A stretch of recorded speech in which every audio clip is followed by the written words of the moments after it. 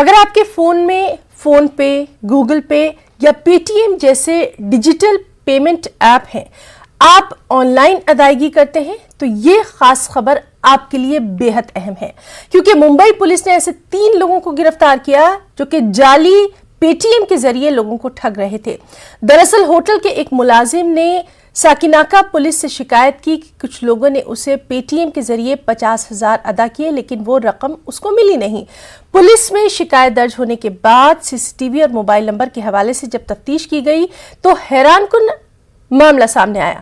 در حقیقت یہ لوگ اسپوف پے ٹی ایم کا جعلی ورژن استعمال کر رہے تھے جو کہ بالکل اصلی جیسا لگتا تھا۔ اس کے اسکرین شاٹس دکھانے پر پہلی نظر میں ایسا لگا کہ اس کے اکاؤنٹ میں پیسے آ گئے ہیں۔ اس معاملے میں پولیس نے آئی پی سی اور آئی ٹی ایکٹ کی دفعہ 420 کے تحت مقدمہ درج کر کے تینوں ملزمین کو گرفتار کر لیا۔ پولیس کے مطابق اگر تفتیش کے دوران کچھ اور لوگوں کے نام سامنے آئے تو انہیں بھی گرفتار کیا جائے گا۔